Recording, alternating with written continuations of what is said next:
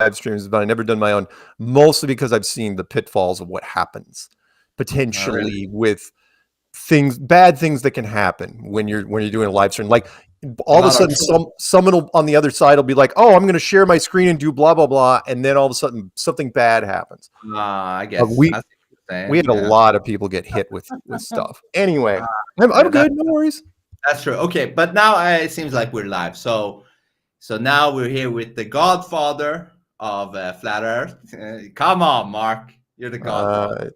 Who is the godfather if not you? I mean, Flat Earth Dave is, mentioned in there, I guess. I don't think you should talk to me about the godfather. No. Why not? Why? You sounded like Trump just then. That was scary. Yeah, but I've tried to sound like Trump.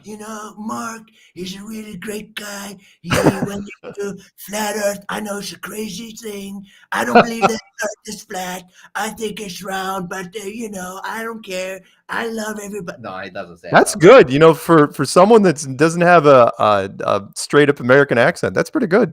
Hey, listen, Mark. I've only spoken English for 5 years. Really? Yeah. I mean, yeah. And you are currently in Sweden, but you were originally from? I'm from Iran originally. I came to Sweden when I was 3 years old in 1987. So I'm 39 now. I'm turning 40. It's not nice, but yeah. So I came to Sweden in 1987. But yeah, of course, I knew about English. We learned that in school, and I got some good grades in it. But actually speaking English, I only did that when I was, traveling and shit like that. But ever since I started to stream, then I started to speak English. And the thing is this: the more you do it, the better you get at it. So. Yeah. That's just what it is. Yeah. So 5 years. That's it. And by the way, just so you know, I am not real. I mean, yes, I'm an OG when it comes to Flat Earth, and by that I mean old guy. I've done. In fact, the Flat Earth Clues are going to turn 9 years old in 2 weeks. Not even 2 weeks. But 9 years. On the 10th of February, they'll be 9 years old. Were there guys doing it before me? Yes, Eric Dubé was releasing his content in 2014. Matt Boylan, one of the reasons I looked into it, he was releasing his stuff before 2015. My first official video was on February 10th, 2015. And yes, I can take credit for a bunch of people getting into it. The late Rob Skiba, Jaron, because he thought my video quality was crap. All sorts of people, the first conference and a lot of people getting into it. Yes, you bet. I am the first year. So if you get into Flat Earth, at least back in the day, there was a high degree of possibility that you were going to run into my stuff first. In fact, many people came to me and said, "Oh yeah, I looked at Eric's stuff. I thought it was too hard to understand. Then I looked at your stuff. Then I went back to Eric's stuff."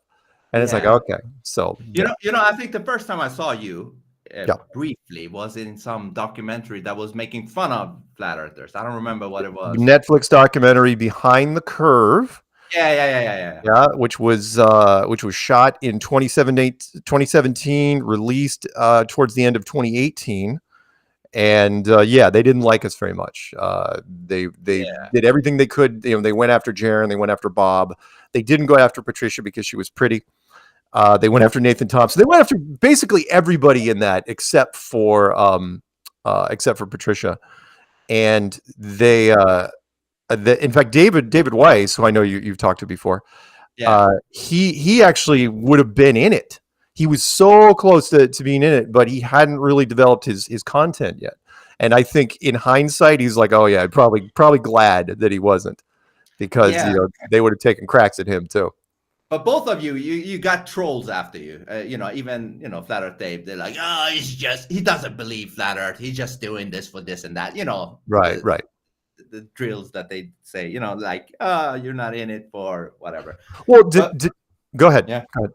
No, you go. Oh, well, denial is a powerful thing. And yeah, I have run into a lot of, I lost count of the amount of interviews I've done, but a lot of people that had said, "I don't believe that you believe it." Their denial is so, because the 5 stages of acceptance: denial, anger, bargaining, depression, and acceptance. Denial is so strong for some people, they project it onto you. Not only do I not believe it, I don't believe that you believe it. It's like you've got to be running a con of some kind. It's like, dude, I've been doing this for 9 years. If you know what my con is, I'd love to hear it, because I don't know. It'd be like I've been so far in deep cover that I've lost my identity. Yeah, that's got to be it. Yeah, but you know how I do it. I of course, if somebody says, "Oh, he's a shill,"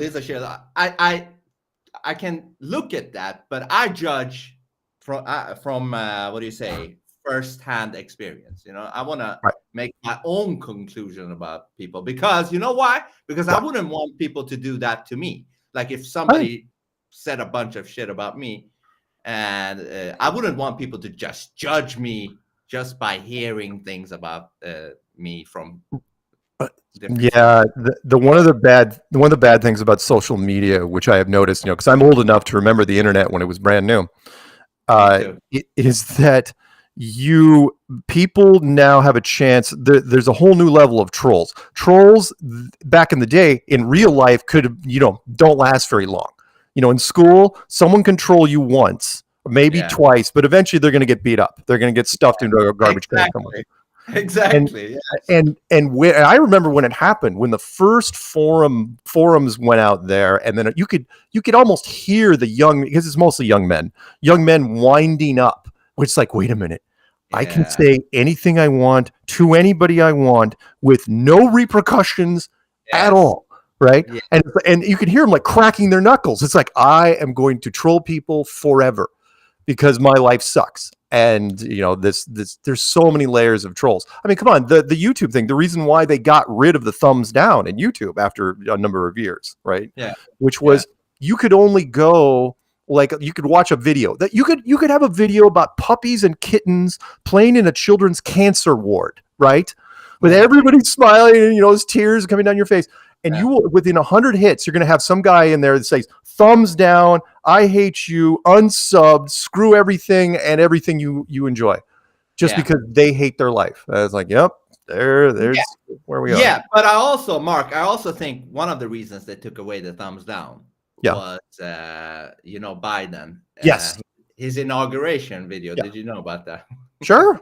Oh, yeah. 150,000 thumbs down. Yeah. And again, doesn't that tell you? Yeah, social media has now not.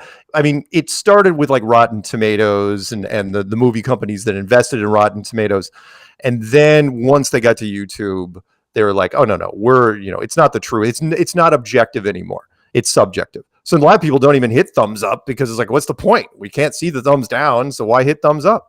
But you know what I would want to see regarding the thumbs up and thumbs down? I would want to see a middle finger, or a middle thumb, not a middle finger, but middle thumb. Because sometimes I might agree with some of what you say and disagree with a bunch of other stuff. Oh, that's not bad.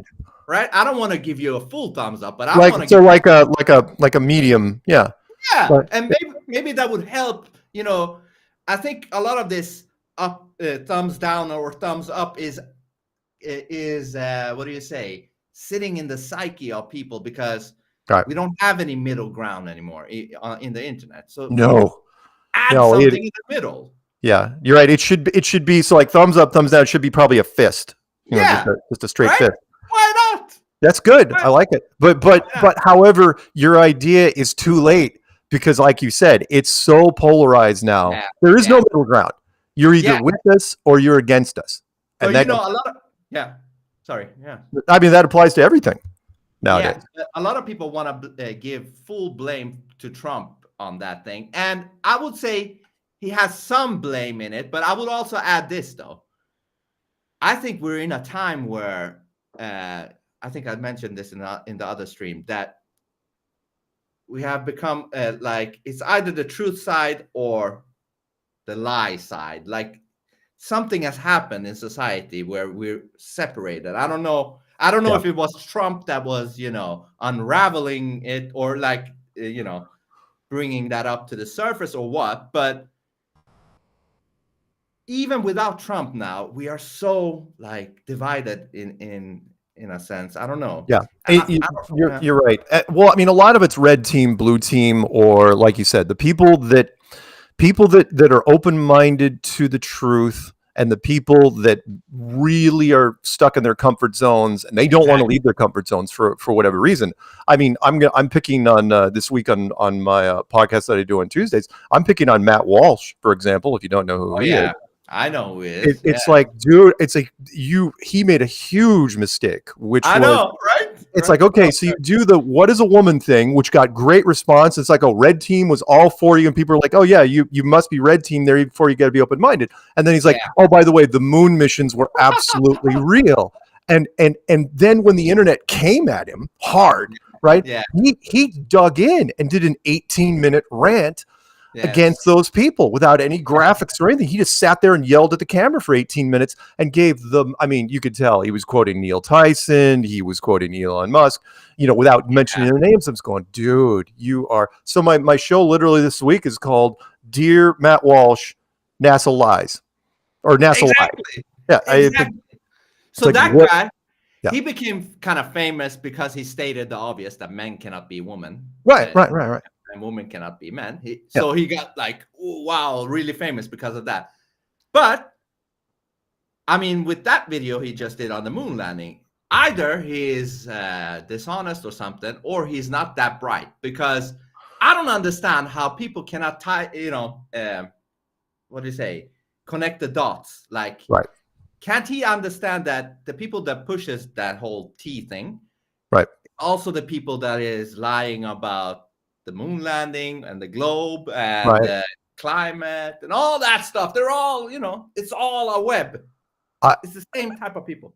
Yeah. You know what? I'm gonna go out on a limb. I'm gonna call him red team in name only. So he's still a rhino, but a different type of rhino. So you want to say Republican in name only, that's fine. I would say red team in name only, because if you believe in the moon missions, and I mean, he wasn't shy about it. He wasn't humming or hawing about it. He's like, moon missions, 100% legit. Why would they lie? And all these crap reasons. And at the end, I'm going, okay, so you don't believe in any conspiracies. Now, you may be outraged about the whole man and woman thing, but I mean, I'd be hard pressed. I mean, you might as well go to him. I haven't looked in his back catalog and be like, so what do you think about the shot in the arm? Exactly. Right? What's your take about that? Hey, we're gonna go into all of that too. Yeah. But in code, of course. Yeah, of course, in code. Yeah. Hey, listen. I forgot to mention before we go into all of this. Another guy I connected with. He's from Canada. He's called King Nico.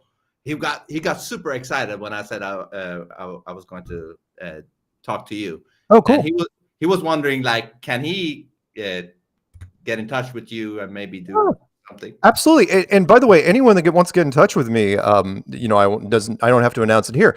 Literally, all you have to do is Google Flat Earth Mark, or just go to the description box of every single video I've ever made. And all my contact info is in there. My email address, my phone number, my home address, everything, you name it. That is the thing that I was impressed with you. Like, you just jumped into my stream the other day. I didn't even think it was you. I was like, you're not. I know it was me. I was like, get the fuck out of here. Who are you trying to pretend? But it was you. And I think that's a really cool thing to do, because I absolutely hate snobbish type of people. I don't care how many million subs you have. You're still a human, okay? So sit down. You know what I mean? But the way you do it is, I have to give you credit, because that's the way it should be. And you're also encouraging people. Like, I think the problem with our side, or the truth side, or whatever you want to say, is, the other side, they're very good at getting together. Our side, we're so. How do you say it? We're cliquish. I know. We've got our own groups. Yeah, we do our own thing. We're too separated. You know what I mean? Nothing works without a team. Nothing. We should all team up. We do meetups, and the last 3 years we haven't done that many conferences, except for Karen. Karen did some wonderful conferences. But we're ever since the mandates have been lifted, we've been coming back pretty strong. Don't forget that in 2019, before this whole thing happened, right, the whole shot in the arm thing, we were bulletproof. We could do no wrong. We had done conferences in 7 countries in 2019. We had done, I don't know how many meetups, hundreds of meetups at that point. And I remember specifically, and I don't mean to like drop credibility or anything, but I had come back from a talk show in London, and they called me and they said, "Hey, would you like to come back over and do a McDonald's commercial for Pancake Day?" Yeah, and I was going, "Yeah, I am absolutely." Because I've told people, I go, "Look, you can tie me to a chair and throw pies at me if you want, as long as I get to say flat Earth, I'm fine, right? And pay me, and exactly, and pay me. Yeah, I'm not doing it for free." And then I mean, passports were ready, and then all of a sudden, and we were ready to go in February of 2020, and then all of a sudden, I get a phone call. It's like, yeah, so the border's closed, we don't know it's going to reopen. It's like, oh, and dude, let me briefly talk about that, because I saw that you got a lot of flack for that commercial you did with the one in Australia for the mobile commercial. Yeah, and they're like, how can he do that? And I was thinking, maybe he's thinking, okay, first of all, I get cash. Okay, let's face it. We all need cash. We can't survive without cash. Okay, he gets cash. And okay, maybe he, makes fun of flat Earth, but at least maybe he's thinking he's pushing flat Earth still. Yeah. Do you know what I mean? I don't know. And the VP of that particular mobile company was one of ours. It's not like, and I only knew this when I got down there because it was a part of a bigger campaign. And there were a bunch of different people pretending to be Americans in the room, like beauty queens, for example. There were beauty queens that were walking by. And I said, wow, how'd you get Miss South Carolina? It's like, no, mate, she's Australian. I was going, what? I was going, and I go, wait a minute. And they go, you're the only American here. And I go, why'd you fly me in? Exactly. You could have had anyone pretend to be a flat earther, right? You didn't have to actually bring me in. And they said the VP over there wanted you. And I go over and meet him. And it's like, oh yeah, that's absolutely one of ours, but he was never going to say it publicly. And he wanted, and it's like, we didn't have dinner together deliberately, but he was on, he was watching in the wings at all times. It's like, oh, that's great. Fantastic. And, they paid well. And I used a chunk of that money to help promote the Global tour, the van tour around Europe. Mm-hmm. Which was, and I donated to a whole bunch of flat Earth causes, and it was, absolutely worth it. I'm not gonna, I do not regret that one for a second, not even a second. And it was last minute. I mean, it was like it's like, hey, can you be in Melbourne in 10 days? I go, for what? And they go, we want you to do a mobile commercial. I'm going, for what am I doing? And I read the script. I was going, yeah, I'm there. So there. Well, it might do good because a lot of people might not even have never heard of flat Earth. There you go. Maybe that will, no different than Behind the Curve, the Netflix documentary, which was, people say, oh, the Netflix, it was a hit piece. Yeah, absolutely was. But you don't understand how many people watched that thing. It ran for 3 years on Netflix. And for the first 2, it was like in the top 10 of documentaries, constantly being pushed. And I had so many people that ran into me that had questions, that were exposed to it because of flat Earth. Sorry, I know we got to talk about other things, but I want to mention there was the number of producers, but one specifically said, he goes, and I remember this forever. He goes, it doesn't matter whether you love or you hate a topic, as long as you're talking about it, as long as you're engaged in it. That's all we care about. In fact, some of the best villains out there are because you hate the characters. Everybody from Jersey Shore. One of my favorite would be Gordon Ramsay, for example. The chef, Hell's Kitchen, that whole thing. Gordon Ramsay. My wife watched that. Yeah. People don't understand. In real life, he is one of the nicest guys you ever want to meet. And then all of a sudden, he does a thing where he pretends to be a villain. And people are like, oh, I hate that guy so much. I can't stop watching him. And the producer's like, you are now a villain from now until the end of time. And that was it. And it's like, every once in a while he'll slip and he'll go into nice guy mode. And you can tell, I mean, I used to watch some of his early stuff when he was on the BBC, soft spoken, real quiet.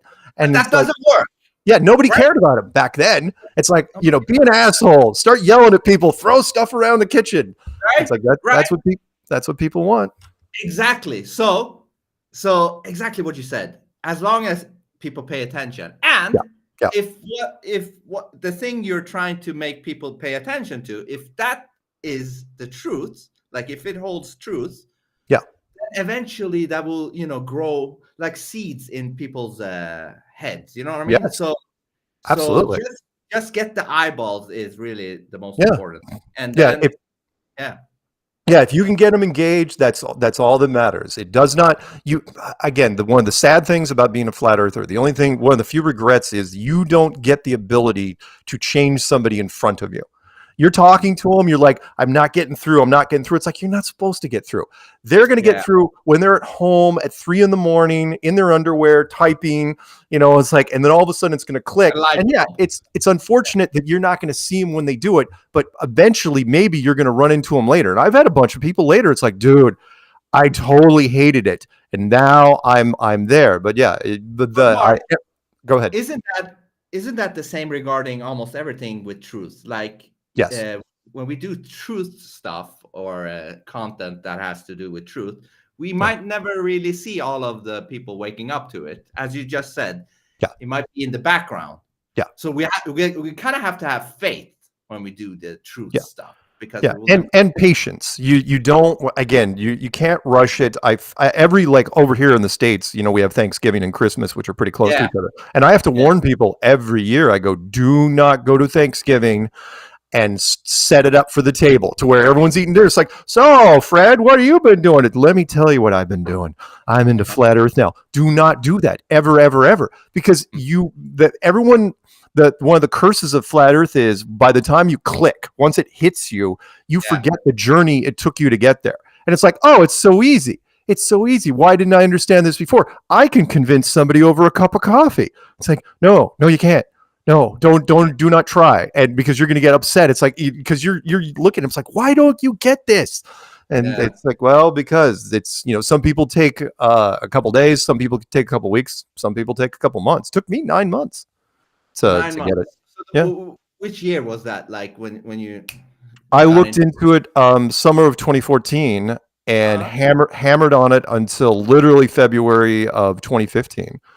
But I didn't have a lot of content to work on either. Like I had never watched an Eric Dubay video during that time. I had watched Matt Boylan, and a couple guys from Europe, a German guy, and a French guy. What about that black dude from the UK, Dave? Allegedly Dave. Oh, allegedly Dave. No, hadn't got to him yet.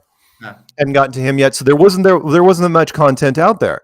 And so finally, after wrestling with it, I just gave up. I mean, it wasn't like I came to some epiphany. I gave up and put a series of videos out there that was basically just asking questions to the internet.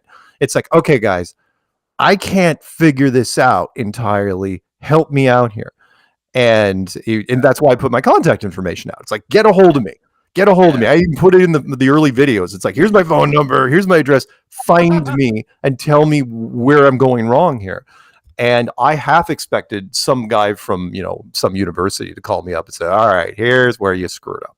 And they never did. To this day, I've talked to universities, but not directly where they wanted to debunk it. Now I've got universities that want to talk to me, want me to talk to their classes about alternative thinking. Yeah. And the science teachers are like, still, they make mistakes. It's like, we're going to talk to Mark because he's alternative thinking. Now he's wrong, but we're going to talk to him. It's going, that's a terrible idea because you're going to have me talking to your classroom now, and that's going to get in their heads. Yeah, that's crazy. But it's funny that you mentioned 2014 because for me, I heard about flat Earth in 2015, and me personally, I woke up to, conspiracies in like 2006 or something. I had a older brother that listened to a lot of metal music and satanic shit.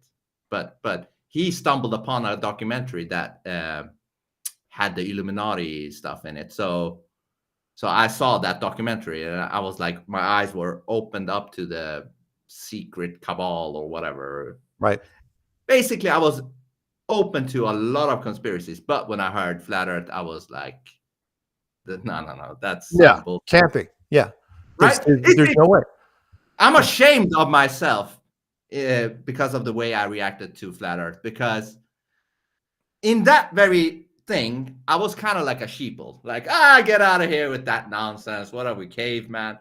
But something said inside of my head, like, you have to at least look at what's going on. Why is there a movement talking about flat Earth? And then somebody showed me the boat the boat zooming back in from the horizon. Right. And I was like, hold on, what the fuck? That's not supposed to happen. Right. What is that? So that opened my head to flat Earth, and then I Nice. just dived in more. Yeah. I was embarrassed to click on my first flat Earth video, and I mean physically flushed. And I was wondering what the hell was wrong with me. Meaning, when I first clicked on my flat Earth video, I felt it was like. I mean, I caught myself. It's like I literally felt the blood rushing to my face. I was going, "What am I clicking on? Some weird porn that I've never seen before?" Seriously, it like hit me that way. It's where you're like, it's like, "Oh wow, I shouldn't be on this page. This is some really weird stuff." Right. And I'm like watching a flat Earth video. It's like, yeah, but why did I feel that way? It's like it's flat Earth. It's stupid. It's ridiculous. It's not something taboo and forbidden, and yet it was. Because you've been conditioned so much over the years, especially over here, where in the States we put the globe usually right underneath the American flag in the classroom. That's just where you put it. Yes. We don't tell it. It's not required. That's just where we put it. And there's a lot of people, by the time they graduate high school, it's like, hey, I'm thinking of joining the military. That's the flag. That's where I live. That's what I'm willing to defend that. Oh, hey, that's the globe. That's also where I live. I'm willing to defend that too. And to David Weiss's credit, he got me along those lines where there were some French guys here recently from a documentary team. And I was asked, I threw it at him, and I was being rhetorical, but I wanted to say, I go here, let me throw this at you. Ready? How fast is the Earth traveling? How fast is it spinning? How fast is it traveling around the sun? How fast is the solar system going sideways? And how fast is our galaxy moving through the universe? You don't know any of these things, right? No. But you're willing to defend it. Why are you defending a model you don't know? Exactly. And then all of a sudden, you could see their heads, start to click a little bit. It's like, yeah, it's because you're conditioned to. You're told. It's like, no, it's obvious. It's a given. This is what's true. It's like, no, it's not. It's just what you've been told. It's the authority giving you that thing. Like, also, it also doesn't it have something to do with the TV as well? Like, because they pushed that shit when TV came to the scene, right? They pushed that shit with the TV, and you got mesmerized, and it came from an authoritative place, this is the globe, and also, as you said, like, why do they put that shit when we are like little kids, like 1 through 3, 4 years old? Like, why do we need to see that? Yeah, it's the only thing, by the way, we debunk to children. The only conspiracy out there. You don't talk to children about Pearl Harbor or JFK or 9/11 or any of that crap. But you have to brainwash them with the globe. Yeah, but the first thing, it's, we used to think it's flat, but actually it's this. Here, it's going to sit in the corner for your next 12 years at least. CIA pays top dollar for that sort of conditioning. Yeah. And we do it for free. So, yeah, exactly. So they obviously think it's very important to indoctrinate the kids at that very ages, because otherwise, if the kids are not introduced with the ball, they will not probably believe that shit. They will say, hey, it's flat, man. What do you mean? It's brilliant. The plan worked really well. That, and of course, introducing the globe into just about every television and movie over the last 30, 40 years, at least. And to where I'm hyper aware of it now, to where every new show, you see it. It's like, why is there? It's like, oh, fine. If you have a globe in a classroom, because the classroom's on television, it's like, okay, I get that. But why is there a globe on top of that detective's office, in Chicago? Why is there a globe in that doctor's office? Why is there a globe in that billionaire's study for no apparent reason? And I get the behind the scenes. It is brilliant. It's silent producers. I have heard the stories where you go in. A lot of people know in America, you can donate money to a movie or a television show, right? It's like, oh, here, I want to donate $20,000 to your movie. They say, okay, what do you want? What do you want for that $20,000? You want producer credit? What do you want? And it's like, no. I just want to help set design this one room. And they're going, fine, we'll take your money, right? And somewhere along the line, you put in, and they've got various globes of sizes and colors. You put a globe in there. And if the show only runs for one season, it's like, it's fine. But if it runs for 8 or 9 seasons, that is money well spent. Because you remember, once it's there, it's not like you have to pay every year. It's there for 8 or 9 years. And it's brilliant. It's absolutely brilliant. And subliminally, it works. I think I saw Flat Earth Dave mention that before the moon landing thing, that I don't know if it was Paramount or whatever the movie company was. They already had the globe model Yes. done. Yeah, I was in the 30s. Remember, NASA wasn't even founded until 1958. So how did it was Universal, by the way. Oh, Universal. Yeah, Universal. So why did Universal have a little biplane flying around this globe? Where did you get that? In fact, I'll use a quote which I've done many times, which is the George Orwell, who wrote 1984. He did that little article in 1946. And he said, he goes, remember, he wasn't a flat earther, but he was talking about how people just believe science no matter what they say, right? It's the new religion, yeah. Yeah, and he goes, look, you could walk up to anyone on the street and go, how do you know it's a globe, right? And their first response is, what are you talking about? We know, it's a known thing, right? And then you look at them and you say, no, how do you know it's a globe, right? Yeah. And then they realize, it's like, wait a minute, I was just told it was a globe. And we didn't test it. So how did everybody in the world in 1946 know it was a globe when NASA wasn't even founded until 1958? And I know some people say, "Oh, math." It's like, nope. Math describes things. Math isn't. Math will only get you so far. Eventually, you got to go up there and check for yourself. So how? And again, people feel bad because they feel like they were tricked, but it's like, no. You were born into this. It was before your father and your father's father, going back so many generations. That, we didn't have a chance. Mark, when I was a glober, I don't know, when I was like when I was young and I believed in the globe, right. I was always thinking about like, why aren't there more people thinking about that we're spinning on a ball in a endless galaxy or whatever? I think I know, or I have a guess why. Because not until you mention to the sheeple that we are on a globe spinning through space will they ever think about it. And my guess is that's because subconsciously they don't think we are on a globe spinning in galaxy. So you have to remind them that we are on a globe spinning in a galaxy. You're reminding people how small and insignificant they are. Yeah. Beforehand, it's like, oh no, it's a big world. You're walking around in it, but it's like scientists will remind you. Now it's on a daily basis. It's like, oh no. You are in this tiny little rock flying through an impossibly huge universe, and you could be snuffed out at any time. There are threats everywhere. There's gamma ray bursts and black holes and meteorites, and the sun could explode and all sorts of fun stuff. But you're right. They have to remind you all the time because the average person doesn't care. The average person's like, how does that affect the price of beer? Yeah, because they don't ever feel any spin or any shit like that. No. Let me ask you, Mark. I want to ask you about. They say that light can travel. Like they say that if we're gonna believe the globe nonsense, they say that the sun, the rays from the sun, they're like from 8 minutes ago because they have traveled to you. I don't know. I'm not an expert on any of this. I just have a good critical mind. So I'm thinking, isn't light like fixed to the light source? Meaning, like if I have a lamp, it has a certain light that reaches a certain length, and that's it. Sure.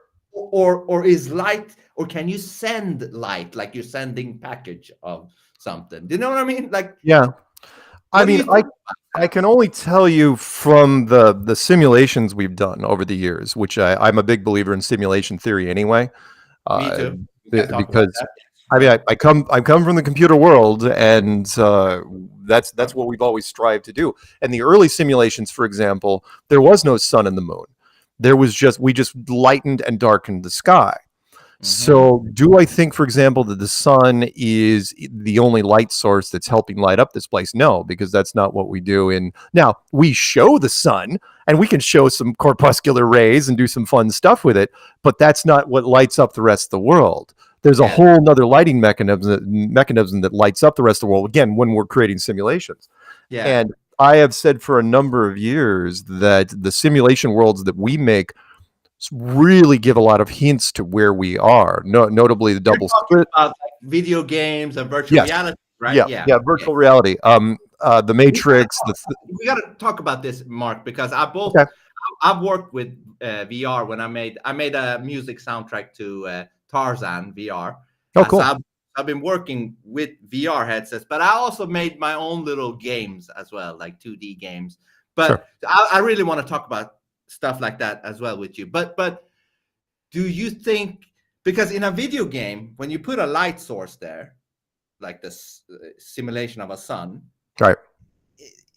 You know, the light is still fixed to that ball or whatever, and you move that ball around, and then the light moves with the ball. You know what I mean? Like programming thing. I kind of think it's the same thing in this simulation, because I believe this is a simulation as well. Yeah, I do too. I wouldn't surprise me in the slightest. Again, the double slit experiment, if you guys don't know, if you haven't never looked it up, it's something that we didn't even know what it meant when we discovered it in physics. And then when we start doing the computer world, it's like, oh, hey, now it makes way more sense, which is in the computer world, you only render graphics for things you are looking at. Exactly. Right? Whatever's behind you in a video, it's called flashlight graphics. You might as well be in a completely black room and your field of view is a flashlight. The question is that why does that happen here? Meaning, when you're the double slit experiment says that whatever you're not looking at is not being rendered entirely, completely, and yes. Physicists don't know what to do with it. But I love science's logic, which is, well, it's repeatable, therefore it's science. I'm just going, yeah, but it might as well be magic, because you can't understand it. You just say the observer creates the reality. It's like, yeah, but that's what we're doing in computers. So you might want to make the leap there, but they won't do it. And there's like, no, it's repeatable, therefore it's science. Like, yeah, I get it. Sort of like airplanes. You know, the physicists will tell you, by the way, they can't tell you exactly why airplanes fly. A lot of people don't know that. You know, there's a couple different theories behind it. They know approximately how they fly, but they don't know exactly how they fly. The point is, because it's forever repeatable, the plane goes from point A to point B and nobody dies. Hey, you know what? It's science. Let's just go with it. It's like, yeah, but you can't completely explain it. It's like, yeah, it doesn't matter. It doesn't matter. Plane works. Plane works. It's funny that you mentioned that thing with rendering. I think there was a guy called Thomas Campbell. He's like a guy that talks about life being a simulation. He also said, behind you, it's not rendered until you turn around, because it's unnecessary. Like, it's using computer power. Absolutely. Why draw it? Or not just the stuff behind you, the stuff off in the distance, which I say, look, there's a mountain way off in the distance in a video game. Do you get to see the other mountain, the other side of the mountain as a character? No. Well, then why would you draw it? Well, you wouldn't. Apply that to everything, even the micro side of it, which is, unless you're zooming into every blade of grass, then why render everything that's going on with the blade of grass? Exactly. Go. Sorry, well, and to that point with the sky. And, you know, fine, you have telescopes. You have a telescope, you can zoom in, but I think until you have the ability to zoom in, it's only going to show you the rough stuff. You know, it's like, oh, okay, there's some stars, but you can only see the first layer of stars. Now, when you get a telescope, sure, we'll zoom in for that, but we're not gonna help you out, and that's what we do with everything. You got a little bit blurry right now. I don't know why. Oh, we did? Oh, crap. Hang on. The computer of life tries to save a little bit computer power. There we go. Yeah, a little bit better. Sorry, I was blending into the matrix just then. Yeah. You know, it's funny, because when I was working with the VR thing, it was so crazy, because when you put that shit on, even though the graphics is not that good, your brain believes that you are in that world. Like, more or less. I mean, it still only touches on the two senses, but it's getting there. I know, but visually, it fools your brain. So yes, it does. There must be some correlation there with, you know, our reality.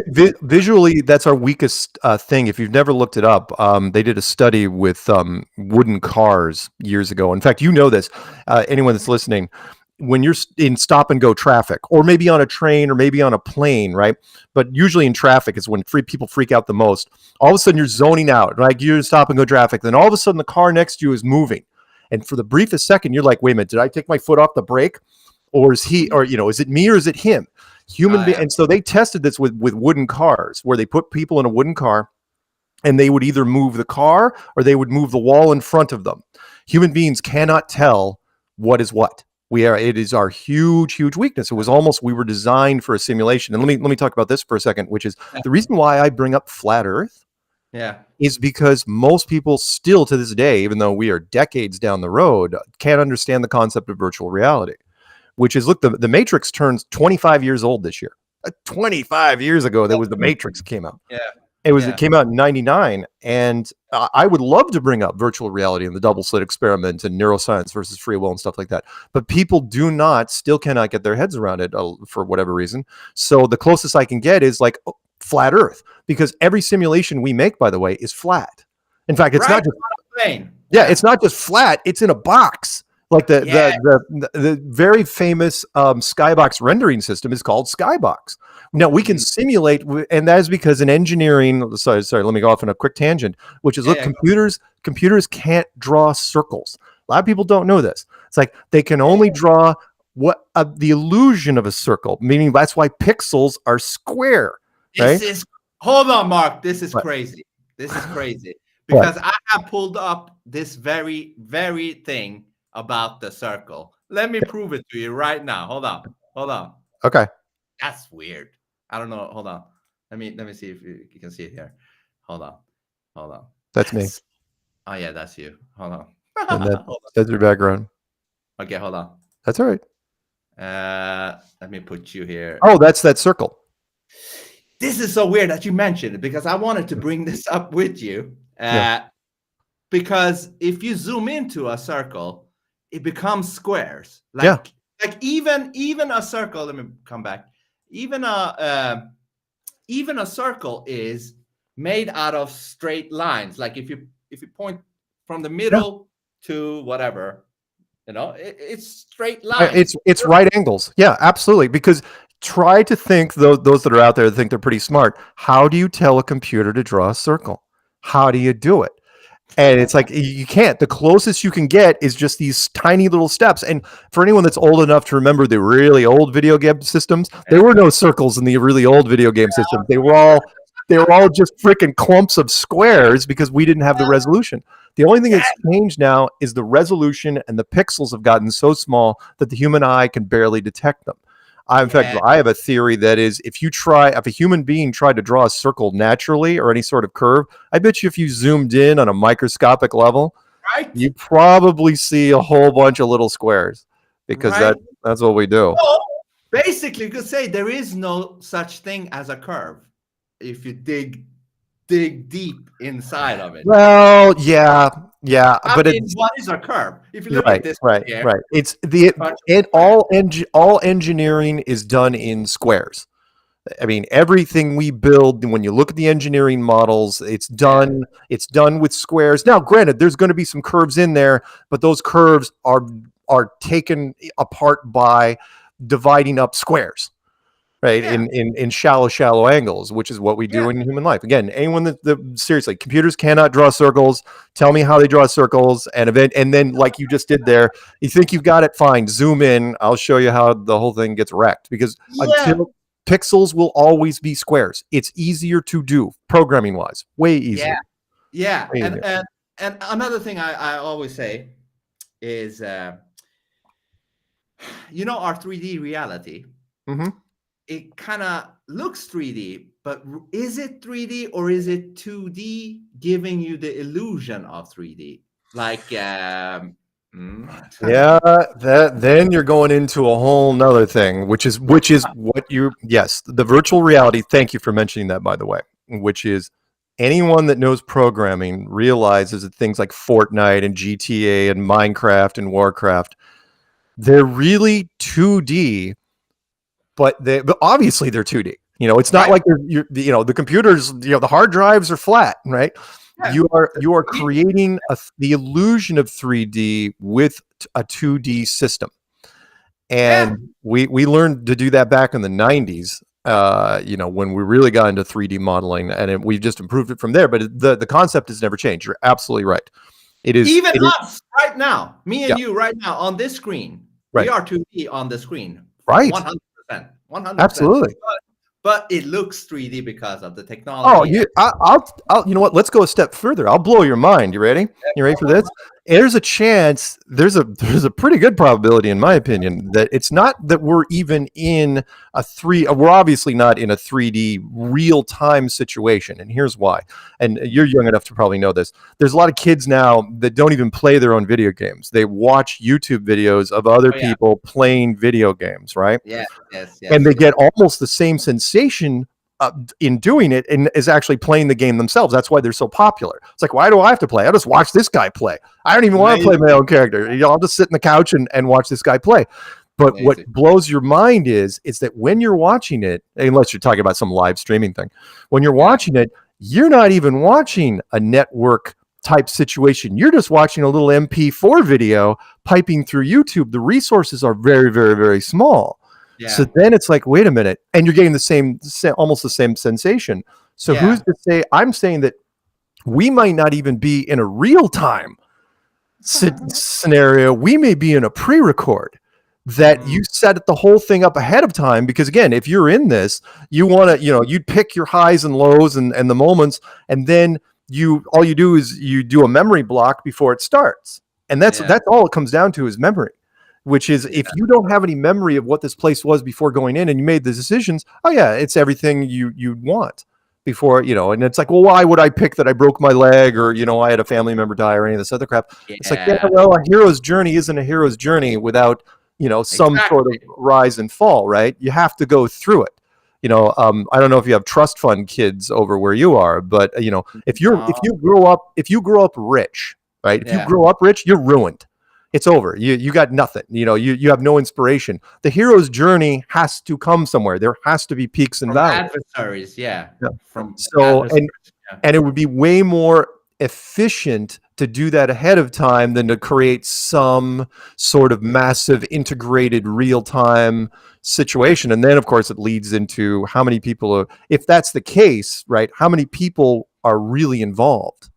Meaning, are you the only one that's, are you one of a handful of people that's real in this scenario? I know. And then it gets kind of spooky.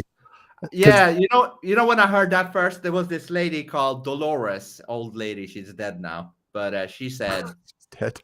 She's dead now. But okay. I don't think we ever died. We just switched to a sure different video game. But there you go. She said not everybody has a soul.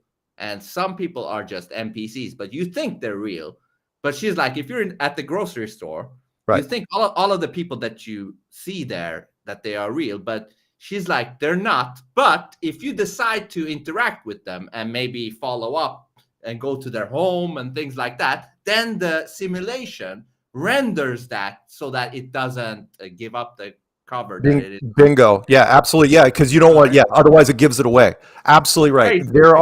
I am a huge believer. I'm really surprised the movie, the Ryan Reynolds movie, Free Guy, didn't resonate with more people. Because I haven't seen that. Free Guy. you gotta watch it. Free Guy. And Free Guy was literally about the life of NPCs, which was, there was a world that because a lot of people, if you don't know, when you build a video game system, right, at least nowadays, you populate, like GTA, perfect example. Yes. You populate the whole city with NPCs, non-player characters, right? There's an army of NPCs there before the first player even shows up. And that's what Free Guy's about. It's like, what do they do when there are no players in the game? What do the NPCs do? And it's like, oh, that's pretty interesting. But the question is, in a world like this, and I'm not going to pick on any professions in general, but you see people walking around. It's like, and that's what they're doing. Oh yeah, this is what they've done for the last 40 years. It's like, well, no one would sign up for that voluntarily. But so are there, if that was the case, then I'm not going to give a percentage, not necessarily, but most of the people that you interact with are probably NPCs. And to the woman's point, they only get fleshed out if you interact with them directly. It's like, oh, hey, I'm going to date that waitress from that restaurant. She now has a backstory. Now, does that mean she's self-aware? Not necessarily, but at least she's got a backstory. And maybe later on, she can just turn into an Agent Smith, which leads into the wonderful movie, if you've never seen it, from, they say 1999, but I'm pretty sure it was 98 when it was released, was The 13th Floor. Okay, Fantastic I've movie. heard about that. If you've Yeah. never seen The 13th Floor, which was based on a book from the 60s called Simulacron 3, which Okay. was, again, from the 60s, it was a really bold thing, which was when you create a simulation, which is why we'll never get to that point. When you create a simulation that you can dive into completely, right, with all your senses to where you have no idea, you know, like the holodeck or the Matrix, Yeah. then when you come out of it, how do you know you're out of it? Meaning it's like, wait a minute, you know, all of a sudden the lines get blurred, which is I do not think that we'll be ever allowed, and I don't think it'll happen medically, because I mean, plugging into your senses means you're going to have to plug literally into the brain, like the Matrix. When you get into that sort of level of virtual reality, how do you know where you are? And the 13th Floor touched on this, which was a simulation within a simulation, which was, by the time the researchers in that movie were figuring out what was going on, it's like, wait a minute, whoa. You know, because everything they saw in there was happening here. And they're like, and all, you know, then everything started to blur, which is because if we create a simulation here where we can dive in, the second we do, this world becomes meaningless, which is why I don't think it's ever allowed to happen, because then no one would care about anything else. Well, Mark, I disagree with you here, and let me tell you why. What? I think that is actually the end goal. Okay, let me tell you why. Okay. Because first of all, I don't know if you've seen the Unreal Engine 5. It's like the craziest engine. I have. It's sick. It renders just as we talked about before. It only, like, if you look closely to the ground and see rocks and shit, it makes the rocks perfect. It's not blocky or nothing. But when you zoom out, it reduces the polygons and, you know, puts it somewhere else. Anyways, so I think the end goal is to actually somehow put our brain with all of the senses into a virtual reality, which is indistinct. We are trying. You're absolutely right. We are trying. In fact, because again, I come from the video game world. That is the ultimate goal. They've been trying for decades, which is like, because once they do it, it is the ultimate saleable thing. Everyone would buy it. Absolutely. Well, okay, Mark, but let me tell you this. Yeah. And I don't know how you see religion and things like that. I do want to ask you about religion and stuff like that. But I'm not religious, but I believe in a creator 100%, and that the devil exists. So if the devil exists and he wants your soul, and he wants to be like God, but he can never be like God, what is the next best thing for the devil to do? Create a virtual reality which looks like this one, where you jump into that one, and if they can keep your brain there alive, I don't know how you do that, but if they could, hooked into that reality, then the devil or whoever controls that virtual reality would become God in that world, not in this world, but in that world, and kind of, you know, trap your soul in there for however long they can keep your brain alive, you know? And that would be hell. To me, that would be potentially hell. Yeah. So, but just as you said, it has to have no flaws, because I believe if we saw flaws in this reality, we would question this as well. But we don't really see any flaws here. No, I mean, no, nothing obvious and nothing consistent. You're absolutely right. I mean, come on, the best programs, there are games out there which are almost bulletproof. Yeah. You know, even games that we make. It takes a while, you know, but I think the early versions of this were a little rougher. This has been sort of a work in progress. But to your point, let me get this out there, which is when the problem with us trying to create the ultimate virtual reality thing is eventually you have to hook up the other three senses, right? So right now we have sight and sound. But taste, touch, and smell, that's gonna require some medical stuff. And right now, how our system is set up, we don't have, and it really comes down, I hate to say this, because it's not a cop-out, though. It always comes down to the lawyers, which is the lawyers will stop us from going too far, because legally, you never want to put yourself in an actionable situation. I'll give you an example really quick. The Purge movies, right? Purge movies, they've done like 5 of them already, right? Purge, great concept. I love the concept. It's like, oh, wow, blowing off some steam. Never, ever, ever, ever, ever going to happen in real life. Why? Because the insurance companies and the lawyers would never, ever let it happen, because what happens is that night, they focus on people shooting each other. Oh, no, there'd be buildings burning everywhere. The insurance damage would be massive. The insurance system would collapse over it. And that's just the Purge. Imagine trying to hook up. I don't care what Elon says about Neuralink. I don't care. Elon, I hate the guy. He just talks smack constantly. He is nowhere even remotely legit. He is a freaking South African puppet for the United States government. Has always been since minute one. But to hook up those other 3 senses would require something medical. That's the only way we can do it right now. There's no wireless way, and even if there was a wireless way, the bandwidth would be scary, right? Because you'd have to point something directly in, whatever. But it would be something that would be medically iffy. It would be medically controversial, and if there were any side effects at all that were harmful, that product would be banned. I mean, come on, look at remember the Google Glass thing that was going on for a little while, where people, or even that, what was it? Was it the Pokemon thing where you were walking around cities trying to find, Go? Yeah. How'd that turn out? Yeah, people died, and then nobody talked about it anymore because it's like, oh yeah. Or to one more real quick, which is self-driving cars, right? Even Mercedes has said, it's like, we can do a self-driving car if it drives in stop and go traffic in the middle of a freeway, right? Slow. It's like anything outside of that, it's your ass, because there's no way we're going to guarantee it. But I kind of see it like this. I see it like there is an evil force that will eventually aim to make this happen. I don't know when, but that is the end goal. You know why, Mark? Because look at our real world today.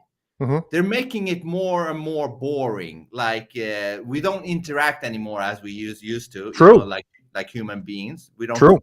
Yeah. We text and do shit like that, but we're losing touch with reality. And I think they might be doing that on purpose, making it more and more boring and making video games and shit like that more exciting. And what better is there than to put on a VR headset that looks exactly like reality, and you can go wherever you want, travel wherever you want, do whatever you want. Even porn is there. Everything is there. Right. And it might even look better than this reality with higher resolutions than what your eyes see or something. Right.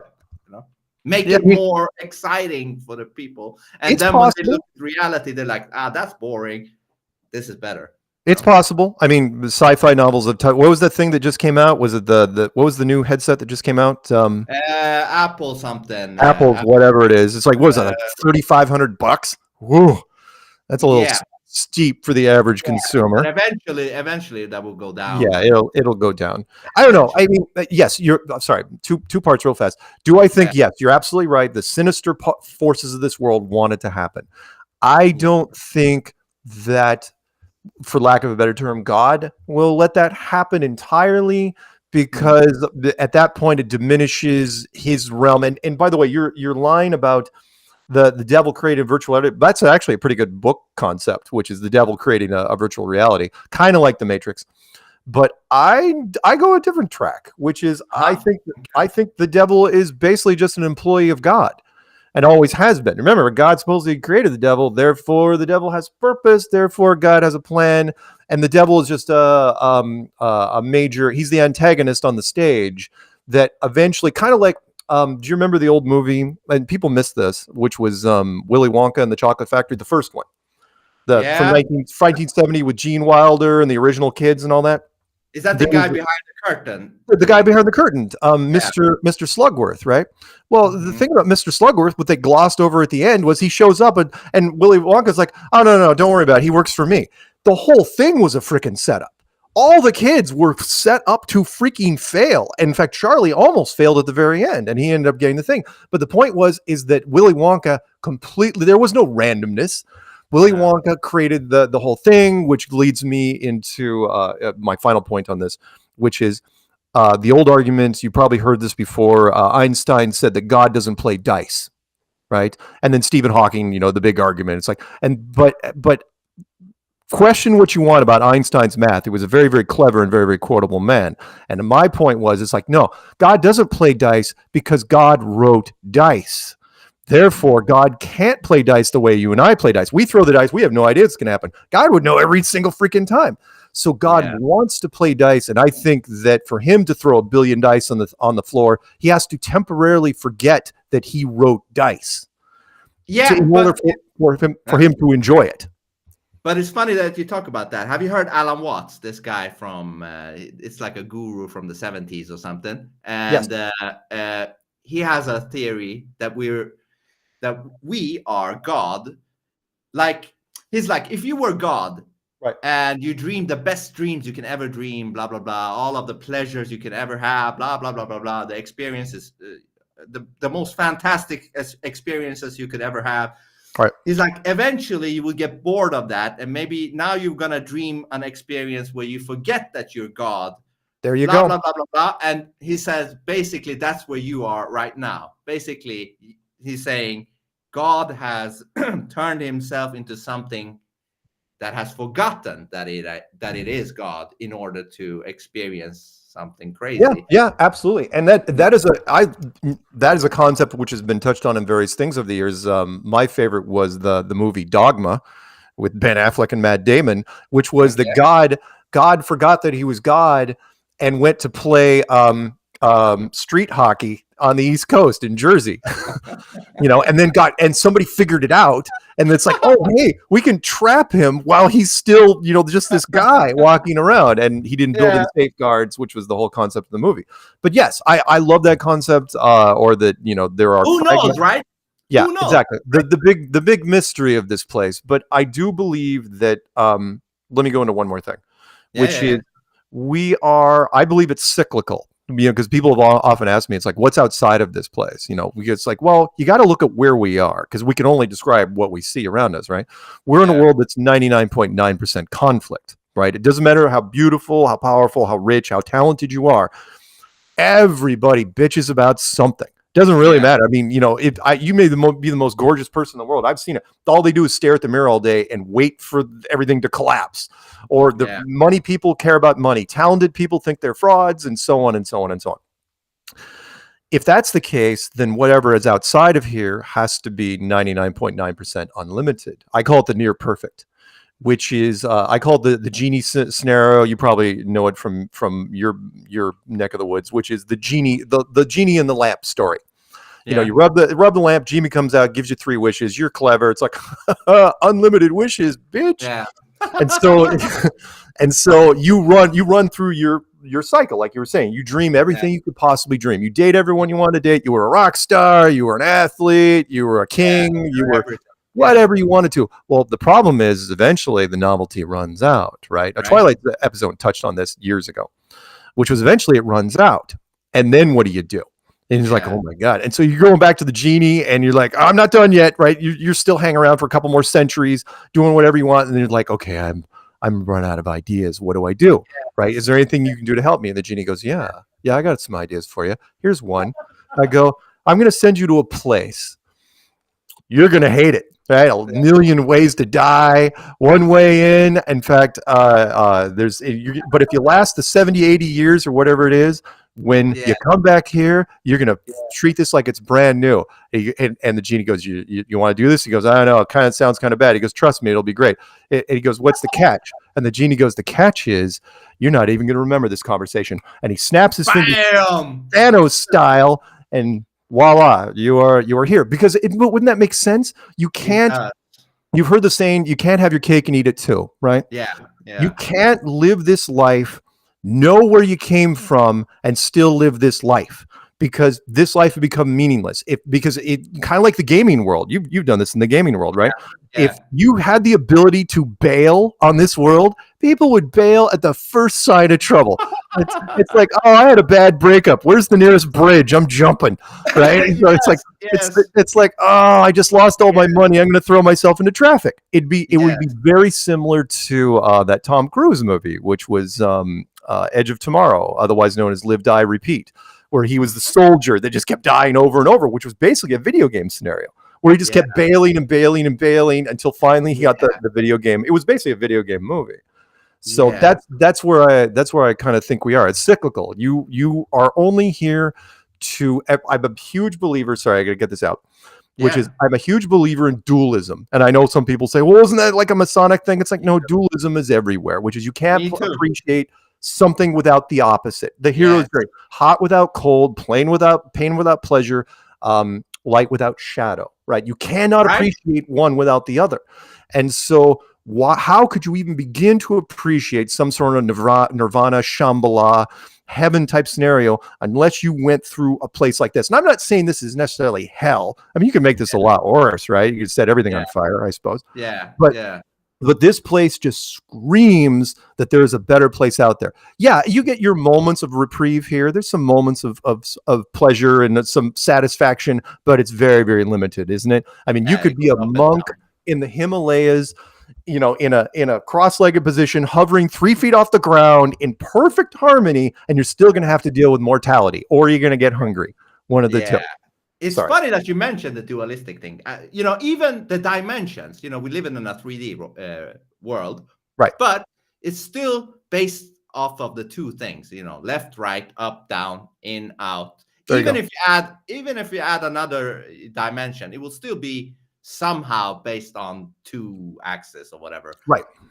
But it's funny that you talk about that thing. I want to quickly say this. Who knows how many incarnations we've had, or maybe who knows how many times we've lived exactly this version of life. Right. How many times you've been Mark Sargent doing exactly everything you've done. Sure. With a slight difference, Yeah. So, kind of like the movie Groundhog's Day. Have you ever seen that? Many times. Wonderful movie. Yeah, it's a great movie. Fantastic. Kind of like that. We don't know. I don't even remember what I did last week, Monday. You know what I mean? But does that mean that didn't happen? No, it did happen. So just because we don't remember our previous lives doesn't mean that it hasn't happened. Absolutely. And that's what makes it so worthwhile. I think you get big chunks of that memory back when you go back to wherever you came from. Again, I'm stealing from a lot of movies, but that's because I watch a lot of movies. The movie Lucy with Scarlett Johansson, where she was defining at the end, where she became the omnipotent by the time she got to the end, where she was explaining to the scientist, she goes, what defines us? What defines us here is time. More than anything, time has relevance here. Time means everything here. We create the illusions, like up here, for example, in our casinos, we remove all the clocks and we remove all the windows so people don't know what time it is, or can even guess what time it is. You're not even allowed to look outside to see if it's light or dark, because of that. So time defines us. And so if that's the case here, then whatever's outside of here, I think the afterlife doesn't really have clocks. I mean, time passes, but it's meaningless. If you're immortal, then what has time got to do with anything? It's funny that you mentioned time. I want to touch on two things with time. Sure. The first thing is this, quickly. The first thing is this. I was an atheist before. I believed in a creator, because I was trying to solve the question of who created God, if there is a God, and who created that God, and who created that God. Sure. Yeah. And not until I realized, hold on, I'm trying to apply what I know in this reality, in this virtual reality, to the creator. The creator has never been created or destroyed. The creator has always existed, but in a endless stream of time, but created a beginning and an end for me in this reality, just like a video game. Like, here's the start point and here's the end point. Right. And that is really creation and destruction, whatever. Right. So then I was like, of course there's a creator. The creator never got created by anybody. It has always been there. Right. So once I realized that, to me, there was a light bulb, like, bam, I believe in a God. But religion, though, I don't know about religion. I want to say something about that with you later. But another thing is, I want to ask you, what do you think time is? because I think time maybe is something like a switch from one state to another, like frame rates in a video game. Yes. Without frame rate switches, everything would be still, right? Yeah. Yeah. So is Yeah. that what time is? If you're gonna break it down. Well, yeah, for me, that's you're pretty much spot on there, which is time for me anyway, is artificial boundaries put into a stream to define moments, and by that I mean, or define lifetimes, or define just events in general. Einstein's quote was pretty good, where he said linear time happens just to make sure everything doesn't happen at once. It's like, that's pretty good. That's pretty good. But I think time makes things worthwhile. It's like creating rooms in a house. If you don't have the rooms in a house, you just got a big, huge freaking room. Even I even believe that the afterlife, or what I call the near perfect, the rooms are much. What's the line from the Bible? My Father's mansion has many rooms, or something like that. But I think in the afterlife, I think they try to define rooms, but it's really, really loose. Sort of like a dream state where things kind of flow into one each other. Here, it's very regimented. But without it, I mean, come on, that's how we were built. But yeah, to your point, it won't work. It won't work if there aren't states that are switching, like a like a movie, like a cartoon or whatever, where you got these different frames. Yeah, everything is compartmentalized here. Every book. Yeah. Every television show, every podcast, everything is compartmentalized. That is part of what defines us. Yeah. And of course, all of that is inside of linear time. Although for me, time, again, which is why I'm fascinated with time travel movies and time loop movies, anything that has to do with time, is I'm a huge believer that time can be compressed and fractionalized almost infinitely, which is why, you get that thing where you wake up from a dream and you realize you've only been dreaming for like 10 minutes, right? But it lasted a very, very long time. And it's like, that's because time can be compressed. Kind of like the movie Contact, which I loved at the end, which is why so many people didn't get it, which was, she goes, what are you talking about? I just left. I was gone for 18 hours, right? And then when he looked at the footage, he's going, they realized, oh, there was 18 hours of static on her video camera. It's like, huh. It's like, because they compress time, which is why when you leave to come back, like when you come here, we spent 80 years here, give or take, right? Yeah. But we may not have left at all when we go back to near perfect, because your friends aren't going to hang around for 80 years. It's like, should we get a burger or something? He's going to be a while. It's like, no, he just left. Yeah, you're right about that. Like, for example, if I was in a coma for 30 years. There you go. And you were alive for 30 years, those 30 years. You got a family, you got kids. But let's say I woke up after those 30 years. For me, those 30 years would feel like 1 second. But for you lived 30 years. So, as you said with the dream thing, what does that say? Like, you might go to sleep for 5 hours.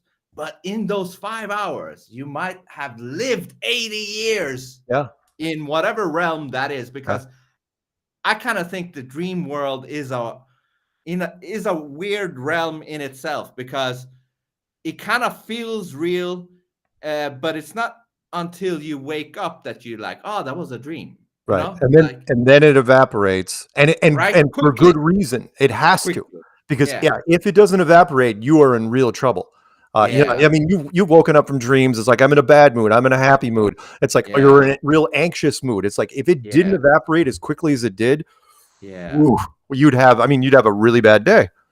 Yeah. Also what to me, what dreams kind of confirms is that we're not our bodies. What I mean by that is, because if I go to sleep and I sleep in my bed over there, and then I switch the channel to the dream realm or whatever that is, right. I'm thinking I'm climbing on a mountain or whatever. Mm-hmm. And to me, that feels real. Yet over here in this reality, my body is still sleeping over there. But to me, that tells me that we are some kind of a consciousness thing that is just switching channels in whatever place we are. Sure. Like when we're in this reality, we have switched to this frequency of this reality, and then when we go to sleep, we kind of switch to another realm. Our body is still connected in this realm. Like, to me, I think what they've said about dreams to us, what they've taught us about dreams, I think it's shenanigans. There's some bullshit with that. Yeah, absolutely. Just a dream. What is just a dream? You know what I mean? Like, anyways, they're downplaying it only because they can't record it. There have been a number of movies over the years. One of the oldest ones would have been Brainstorm with Christopher Walken, when you could record thoughts, right? And by the way, I don't think we're going to get to that stage either. When you can record our thoughts onto a hard drive, we're going to have real problems. But have you ever seen the movie The Discovery? No. Oh, look it up if you get a chance. It is wonderful. Discovery, Discovery, and the 13th level or 12th level. 13th floor. I'll email them to you. 13th floor, Discovery, and Freeman.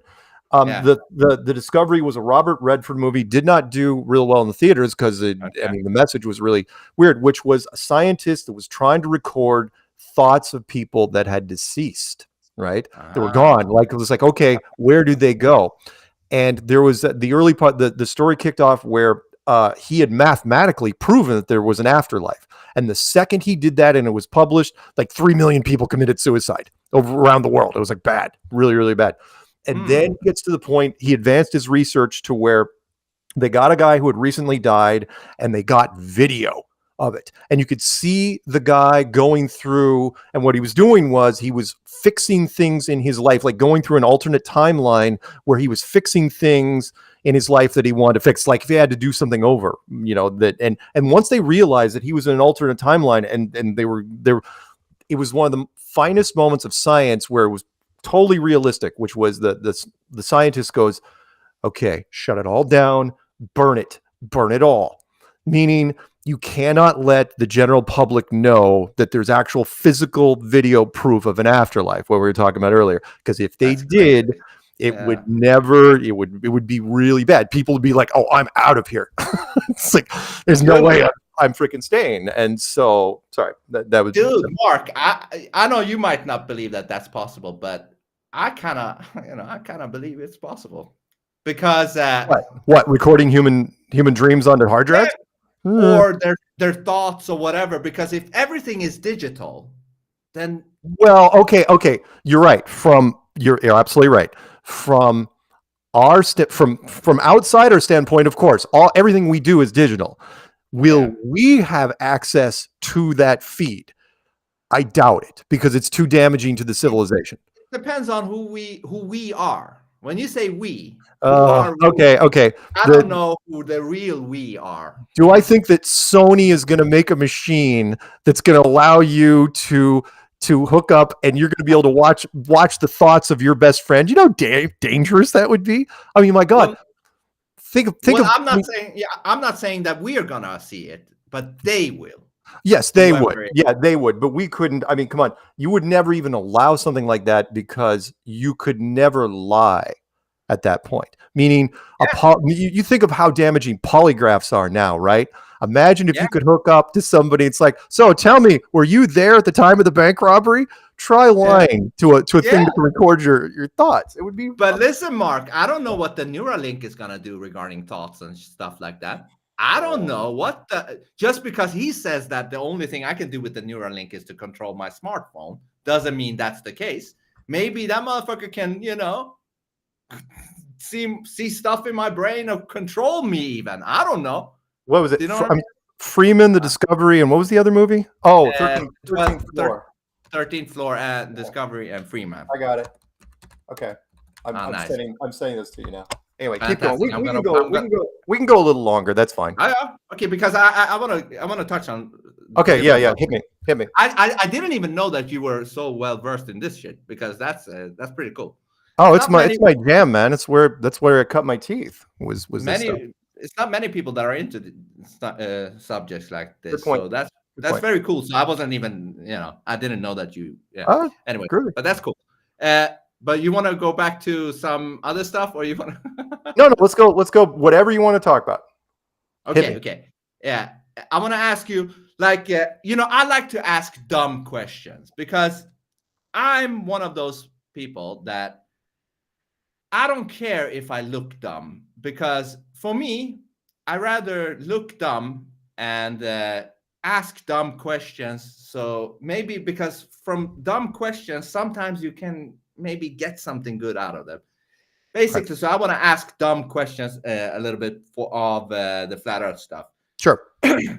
And if you have an answer, and if you don't, it I'm doesn't sure matter. I do. Yeah. Go ahead. Let's pretend that when we see the sun set, Yeah. the globers say, yeah, that's the curve, over there. Yeah. That's the curve that is covering the sun. Okay, fine.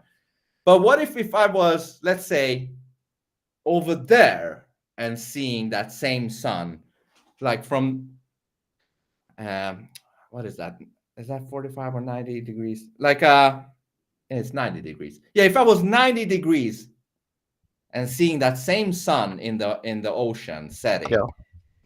if it was a globe, Yeah. then wouldn't the sun needed to be setting like this for me? Because for the other guy that is front facing the sun that is setting, yeah, it is going that way. But for me, if I'm 90 degrees there, okay, yeah. Do you know what I know exactly? Yeah, because you're talking about two people, and yeah, exactly. So there's a couple ways you could go with this. The first is that if the sun went, let me do the easy one. The easy one is that the sky is, we'll use the computer technology term. The sky is instanced, meaning it's not just the sun, it's all sorts of things. Corpuscular rays, for example, you see you standing in both two people, one is 5 miles that way, one from you, both are taking pictures of this corpuscular rays coming through the sky. Both could swear that the corpuscular rays are right next to them. Who's right?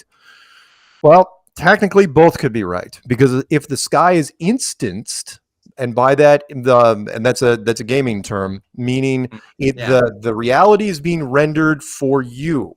And here's one of the great little hooks of this world, or any virtual reality. I mean, come on, if we do it in our simulations, why wouldn't it be done here? Which is you can only be in one place at a time. Yeah. So therefore, we can create whatever, because you can't be there and here simultaneously. Now, if you could, then you'd have a real problem there, because you'd be like, crap, I can't resolve both. But because, again, corpuscular rays or the sun setting or whatever you're looking at in the sky, you're saying, I'll use the belt of Orion real quick, which is the belt of you're looking at the belt. We'll use the stars. You're looking at the belt of Orion, and you call your buddy who's 800 miles away, right? Yeah. And he sees the belt of Orion too, right? And you say, well, the middle star is green, and he says, no, it's red. Yeah. Who's right? Yeah. Technically, you both could be right, because it's being projected that way. No different than, now this is kind of a cheap version, but you'll get it, which is that dress that people were talking about years ago, which was, is the dress black or is it white? Meaning, you had people staring at the same monitor. You ever seen that one where there was this weird kind of dress thing? No one was wearing it, and 7 people in the room saw it as black, and 3 of them saw it as white. Same image, same computer. They're standing right next to each other. Who was right? Is it like an illusion thing? It was an illusion. It was how your eyes were viewing the freaking image. The point was, you could give all of them lie detector tests and they'd all pass. Yeah. So reality is subjective. Well, Mark, why I said this is because I was trying to poke at the globers, because they say we see the sun, setting because we're backwards. We're going backwards. Okay, fine. But what if I'm over here? Wouldn't no, because I know what you're going at. No, don't even try going that way with the glober. Just stick with the David Weiss thing, because he's accumulated the most footage out of anybody, which is it just goes off into the distance, and the only reason you see it set at all is because of the thickness of the atmosphere. I know. Which is, again, people do not realize. Again, I get it. Nobody wants to remember science from school, which is we're not breathing in nothing. right? This is only 99.9% transparent. It's mostly nitrogen, and it gets thicker over distance to where eventually you can't see anything, including the sun. Even the sun can't punch through it at X miles. We don't know exactly what those miles are. Yeah. But same. I mean, again, same thing with water. Same thing again. If you've ever known anyone that scuba dives, you scuba dive down to 200, not even 200 feet, right? 200 feet. You can't see the sun at all. You lose almost all colors. You cannot see the sun. It might be a summer day. The sun's right above you. You cannot see it because it can't penetrate the water. We're breathing in a thin version of water. Therefore, the sun can't penetrate it. So don't worry about that one. Yeah. Let me ask you about this one. Yeah. You know, the thunderbolt. You know, when it thunders outside, thunderstrike or whatever it's called. Lightning. Thank you, lightning. That's right. No, thunderbolt's good. There's lightning and thunder. Thunderbolt's totally fine. Yeah. So it echoes. Yeah. What is it echoing? What is it bouncing? You know what I mean? Like, because that should not happen if it's not something pretty close. That it bounces with, right? Yeah. There are some thoughts out there that the part of the ceiling that we can't get through is way lower than we think it is, and that kind of makes sense, right? Because remember, commercial airlines cap out at roughly 10 miles. On a good day, spy planes maybe double that. That's only 20 miles high. A lightning strike, is big, and it comes from a long way up, and it creates a huge amount of noise. And does that noise kind of bounce off what's something close? Right. For me, it does. Yeah. The Globers say that we don't have any dome. Dome or whatever. So what is creating that bouncing thing? Yeah. Oh, dude, you could go on so many different tangents for that. Oh no, there's absolutely a dome. We're in a pressurized system. I mean, come on. The thing that I throw out there to everybody, which is, how does our atmosphere stay here? How does it stay here? There's a massive vacuum that's just outside, and it's touching our atmosphere. You are the one that came up with the law of physics that says that pressure cannot exist in non-pressure without a barrier. There is no barrier. You say gravity, and then it's like, no, gravity will lose every single time. I can prove that every day of the week. But you're saying, no, it has to be gravity, because if it isn't, we'd be dead. And I go, that's terrible logic. I go, because you're saying that it can't be anything else. It can't be a pressurized system. It has to be gravity because you don't believe in the pressurized system. It's like, all right, fine, right? Don't believe in the pressurized system. That's how it works. But because since the air is thinning out, something is going on up there. Like, that's fine. That's fine. Look, our air weighs something, right? No different than water pressure, right? Yeah. And you know this, right? So like, you can go swimming 30 feet down, you're fine, right? You try swimming at 500 feet, you're dead, right? Why? Because the weight of the water keeps pressing, and it creates massive water pressure. No different with air. I mean, it's thicker down here. I mean, remember, it's called atmospheric pressure. It's thicker here, but as you get further up, there's not as much weight pressing down on it. And again, I still believe in some sort of gravity. Even David's going to jump on that a little bit, which is, density affects everything, but there's still something causing it to go down. Is it electrostatic? Either way, but the air that we breathe has weight. And so it doesn't matter. Yeah, it gets thinner at higher elevations. We've all done it, right? When you get up altitude sickness kicks in for human beings at 7,000 feet. And planes commercial airlines really can't go much higher than, at 50,000 feet, they're pushing, they're in trouble. Why? Because they can't push off of anything, which is, a side note, which is, so when you're walking, your feet are pushing off the ground. When you're swimming, your hands and your legs are pushing off the water. Even planes push against the air. Yeah. What's a rocket pushing off of when it's in space? It's not. Therefore, it can't move forward because there's nothing for it to push off against. Not my rules. They're your rules. And you're like, oh, no, it's our thruster. And blah, blah, blah, blah. It's like, no. And because you can't replicate it down here, you can't prove it up there. That's like, now, to that point, can you send something into a vacuum? Yeah. But once it's there, you're on your own. You're screwed. You Right? can't make a left turn or right turn. You can't slow down. You can't speed up. You're really in trouble. Right? But can you Because get you don't there? have anything to There's push you. nothing to push off against. That's the whole point. No different than in a vacuum chamber. The little things like even a bell, for example, does not work in a vacuum chamber. You put a bell in a vacuum chamber, you take out the air, the bell does not make sound because there's nowhere for even the sound waves to go. So what sort of thrust are you using to get to the moon? Nothing. You're not using anything. It's why you know what? You know what, Mark? Just recently, they came up and said that the moon is shrinking. Oh, yeah, that whole thing. Have you seen that? Yeah, that's just another space reinforcement story, which is every story they run. They don't even want you to read the article, and most people don't.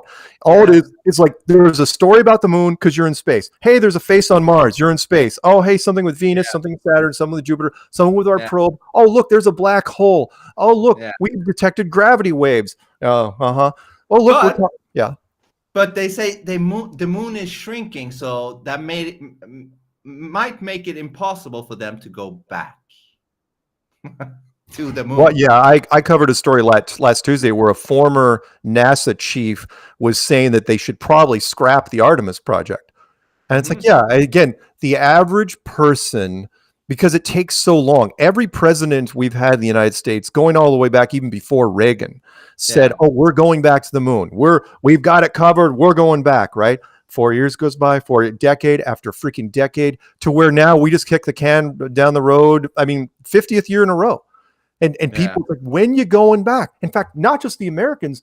Not only has no one gone back to the moon, right? The Americans, no, but no one's even tried. And so, no, Japan tried to land something. It's like, I haven't tried to land people. Haven't tried to land anyone with a real camera. And again, it's one of the problems of social media, which is if you release footage now, it's got to be perfect, absolutely perfect. And you know full well that's almost impossible to do. No movie can make no studio can make a movie without movie mistakes.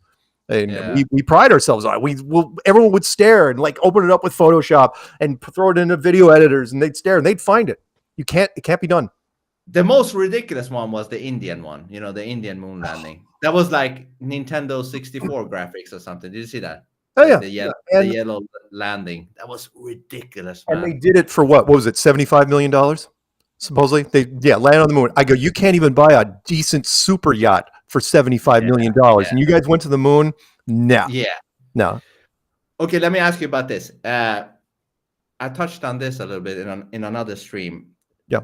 The North Pole, if we're going to believe it's a globe, why is the North Pole smaller than the South Pole? Because isn't the South Pole getting more sun than the North Pole, if we're going to believe the tilt of the globe? And you know what I mean? Like, I don't know if anyone's ever asked that, because it's such an odd question. Yeah. Why is the North Pole smaller than the South Pole? Yeah, because if you're going to go down that road, ask why.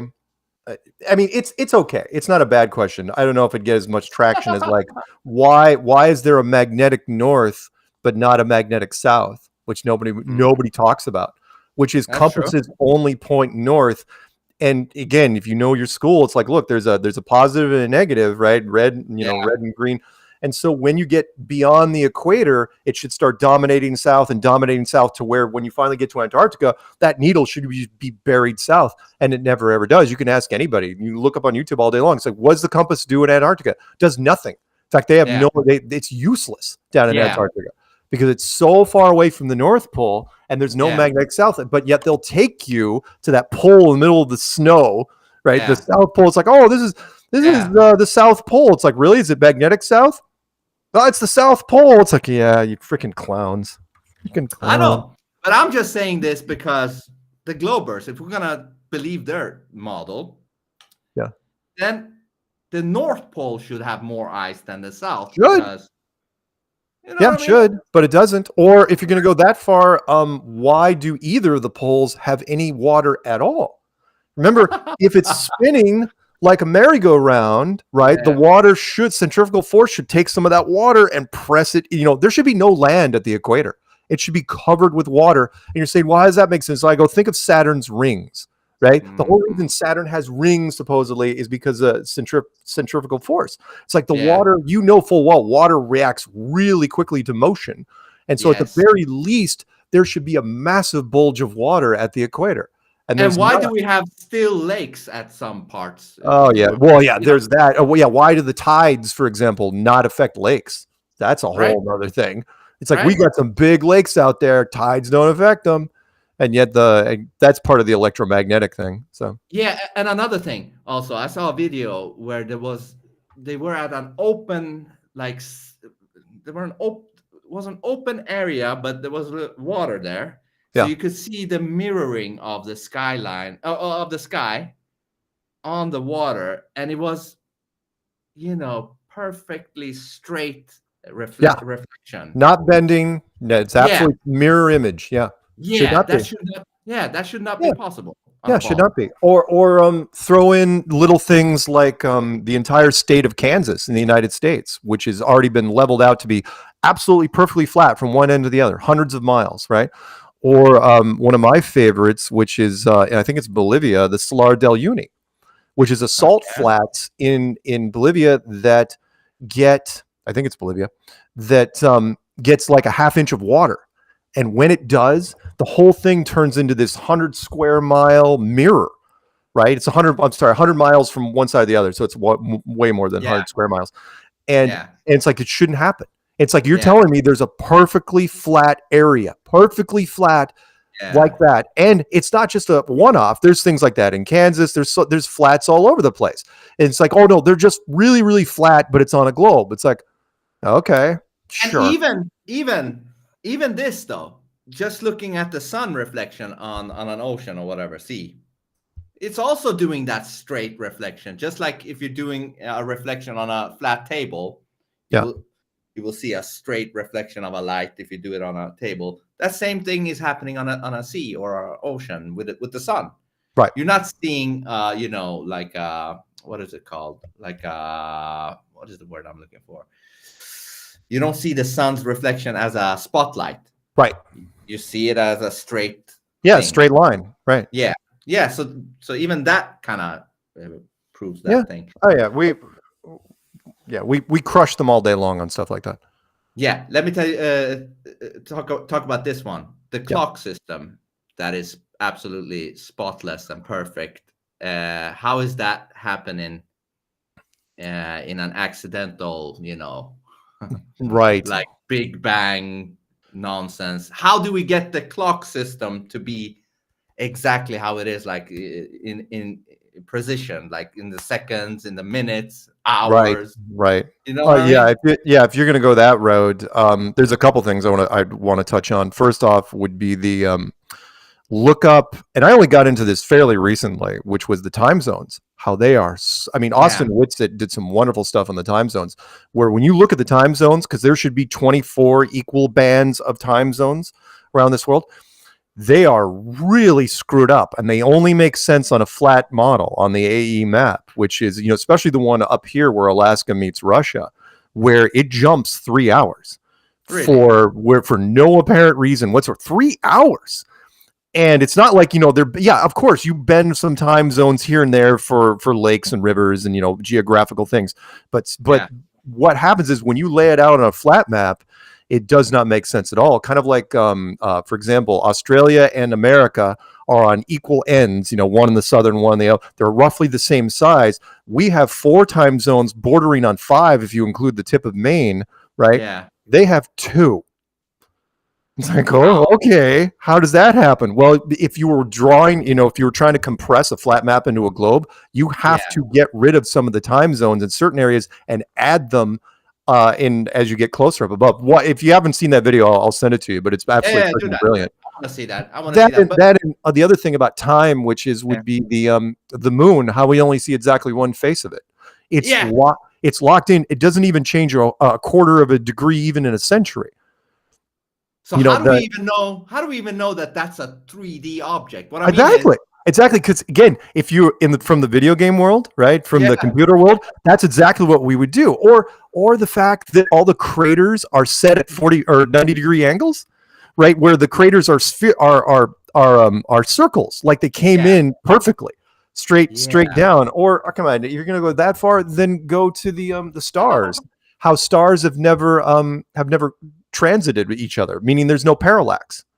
Right, we're flying in all these different directions, and the stars never cross paths. It's the same zodiac for thousands of years. Same freaking zodiac. When you zoom that shit in, it doesn't look 3D either. It looks like a 2D, whatever that is. Yep. And the sun, for us to even determine that is a sphere, wouldn't it need shade? Do you know what I mean? Like the circle would need shades. Yep. Yeah, come on. I could do that all day. Or the eclipse shadow. The fact that the eclipse, because we have an eclipse coming up in America in 2 months. Okay. And the eclipse shadow the blackout zone is only 70 miles wide. It's like, wait a minute, the moon is 2,000 miles wide. Why is the blackout zone 70 miles wide when we say that's pretty much approximately what we say the moon is to begin with? Right? Wow, what a coincidence. The blackout zone is that small. It's like it shouldn't be. That doesn't happen in real optics ever, which is you never walk by a building and your shadow shrinks down to the size of an action figure. It never, ever happens. So, Flat Earth Dave had a thing regarding the eclipse that he thought it was like the sun source he thinks it's outside of this firmament or whatever. Sure. And that something is covering the projection of the sun. Or something. I might be wrong. Absolutely. No, absolutely right. There was a guy, one of our guys, his name was Mike Helmick. He passed away a couple of years ago. And I remember him calling me after the 2017 eclipse. And he goes, Mark, nothing's eclipsing the sun. And I go, what do you mean nothing's eclipsing? He goes, there's no physical object eclipsing the sun. He goes, I've got it all on camera. He goes, it's eclipsing itself. And I go, oh my, again, the light bulbs don't click in until something does it for you. It's like, of course, in a planetarium, how do you create a crescent, or how do you create the shadows on the moon in a planetarium? You just do, right? You just set the moon. You just shade the moon yourself. Yeah. That's what you do.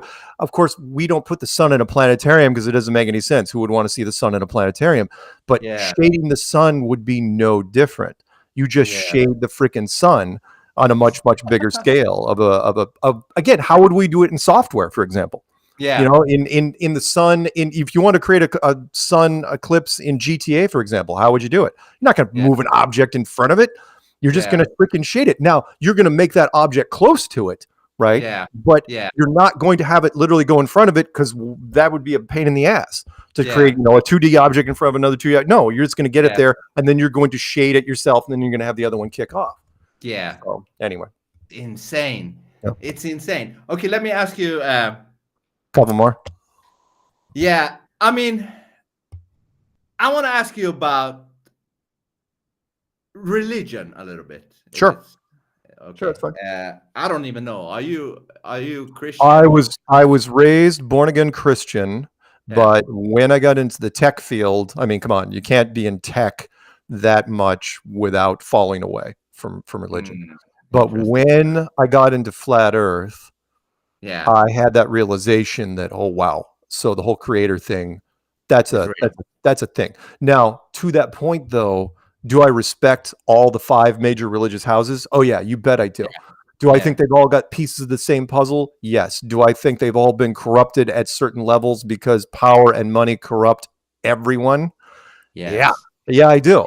Yeah. But I don't think anyone's got the exclusive rights to. I mean, come on. People say, my peace-loving God is better than your peace-loving God, and I'll kill you to defend that, right?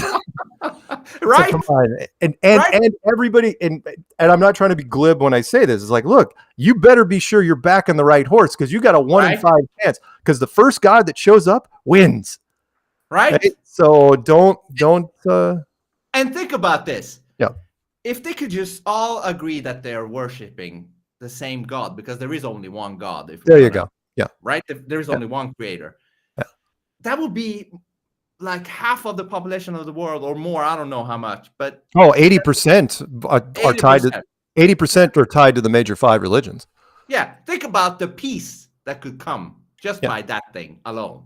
So my thing is this. Yeah. They say, for example, I'm gonna take the Bible. I've heard that they say whoever wrote the Bible got inspired by the word of God. I don't know if Sure. that's what it is, but that's Sure. what I've heard. Okay, but let's play with that. Let's play that the Bible was saying something horrible, like, I'm gonna exaggerate it. Like, let's say something was said in the Bible, in the word of God, like Right. God says it's okay to off some people at Right. the 18th of the month, or some ridiculous thing. Right. Would you still align yourself with that if you read something weird like that in the book of supposed God? Well, then you're getting into Bible literalists versus Bible like fundamentalists, which is, I mean, come on, in the Christian Bible, there's all sorts of weird stuff that's still in there. Stuff you're supposed to do, stuff you're not supposed to do. It reads like ancient. But I'm talking about the simple stuff, like let's say in the 10 Commandments, instead of the things that are in there now, let's say there was some odd thing in there. Would there still be people? There still would be, but the majority still rules. I'm a big believer that in majority consensus taking over. And come on, this has happened over the years. For example, if you remember the old stories, suicide wasn't built in to into some of the Bible literature, and it was built in to get to really reduce the instance of suicide cults back in the day. There were a number of suicide cults in ancient times, and they built it. It's like, yeah, by the way, suicide's a sin, and go figure. Much less suicide cults, right? Yeah. So would I align it? Me personally, no, but I don't have to worry about that since I think most of those have been taken care of. But why I'm saying, go. What I was about to say is that's the reason why we have the division of the religions, meaning, the Christian religion and Islam and Buddhism and Hinduism and Judaism, they all have their sticking points, and those sticking points are the reason why they were factioned off as much as they were.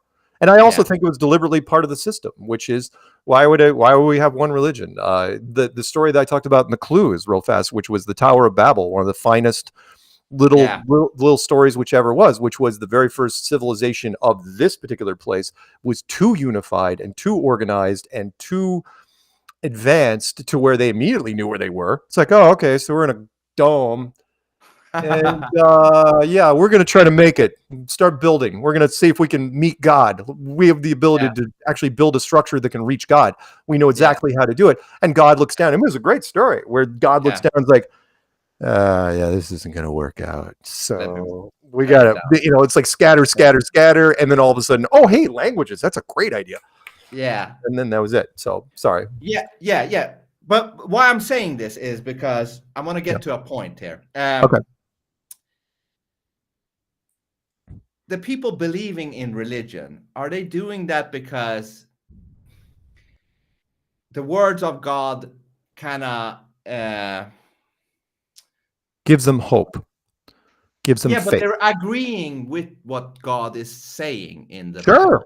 You know what I mean? Yeah, people. But why are they agreeing with what God is saying? Because God, we already have those things built inside of us. The people that are sane, that is, not the psychopaths. People, the old saying, lead follower, get out of the way. God is to many people, 80% of this world, is the ageless leader. People love leaders. We always have, the pyramid shape, the masses look up to icons. And they always have. I don't care if it's a sports icon or it's a religious icon or freaking Taylor Swift. People, look up to these people. It's like, which is why, never meet your heroes, that type of thing. So that's why they agree, because it's like, oh, these are the words written by your hero.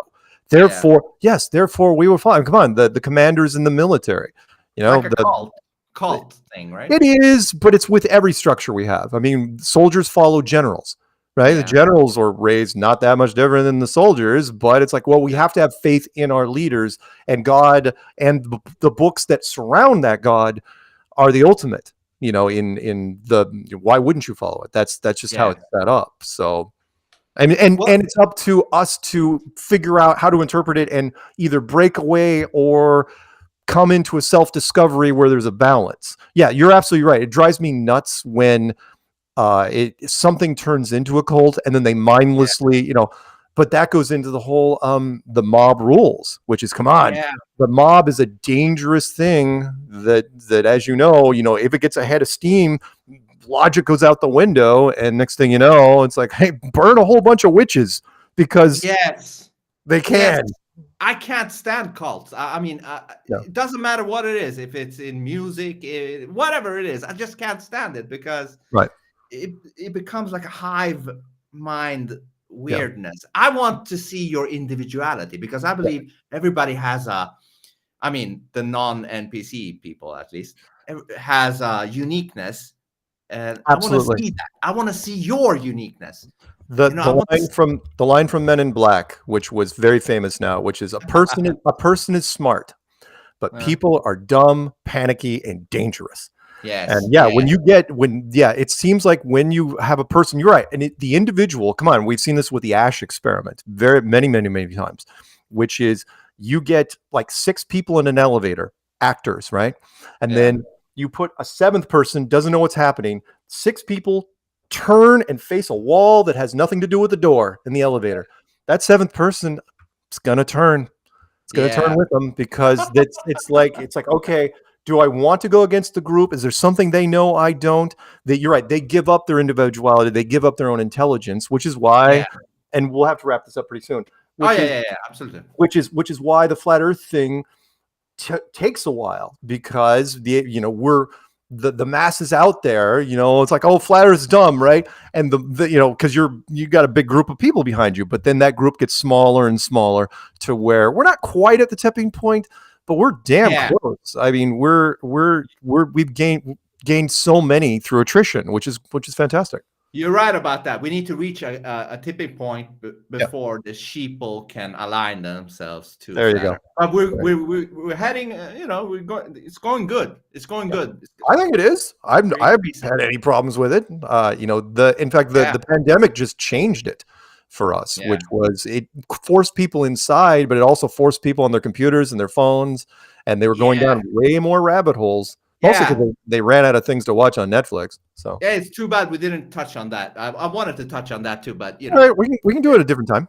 Absolutely, it was absolutely my honor. It was a. Oh no! I did not know that you had so many different, thoughts. Oh, I have a tough time sleeping, man. It's not easy.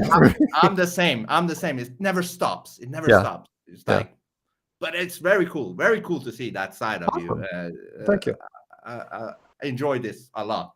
Cool. And I'm gonna watch with my wife those movies that you said. Yeah, I've sent the 3 to you, and the 3 for anyone that's listening would be that I sent were Freeman, which is a movie about NPCs, which I think is great. So it's funny, but you got to remember, it's all NPCs. The Discovery with Robert Redford about, can you record human thoughts after they die, and the 13th Floor, which is, are we living in a simulation?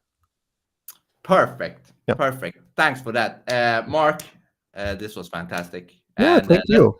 Let's do it again. You let me know when, and I'd be happy to come on. Fantastic. Great. Thank you, Mark. See you next time, Mark. Thanks. Peace out, everybody. Peace. Bye. Bye.